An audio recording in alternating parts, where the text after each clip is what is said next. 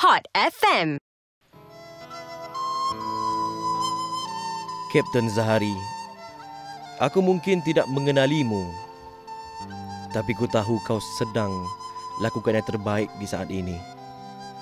Mana mungkin ku tahu pandu pesawat, tapi ku tahu kau takkan leka walaupun sesaat. Tika dan di saat ini, jiwa kami bersedih dengan hilangnya MH370. Pastinya, keluargamu berlebihan sedihnya. MH370, selagi rangkamu belum ditemui, kami bergantung harap agar kau pulang dengan selamat. Seluruh dunia menantikan kabarmu. Moga dalam keadaan terdekat dapat ketemu. Hari ini dunia mencari-cari kamu. Hari ini dunia menanti kemunculanmu. Hari ini dunia risau akan kamu. Hari ini dunia menyebut namamu. Muncullah wahai MH370. Ada jiwa yang menanti anaknya. Ada jiwa yang menanti ibunya. Ada jiwa yang menanti kakak, abang dan adiknya. Ada jiwa yang menanti istrinya. Ada jiwa yang menanti suaminya. Ada jiwa yang menanti ayahnya. Kesedihan tidak dapat menandingi kesedihan mereka.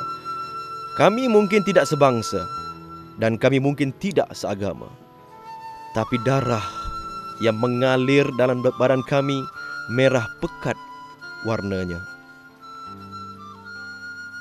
Allahu ya Rabbi, dengan cinta dan rahmat-Mu, temukanlah MH370 dengan segera. Amin ya Rabbal Alamin. Hot FM.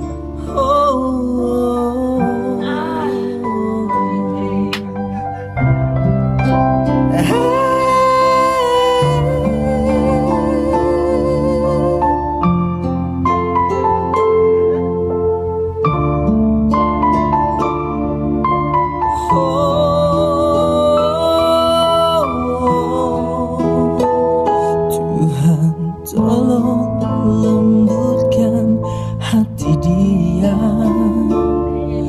untuk terimaku seadanya,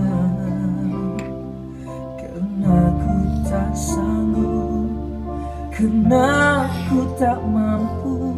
Kita doakan supaya semuanya selamat Tanpa ya. dia di sisiku.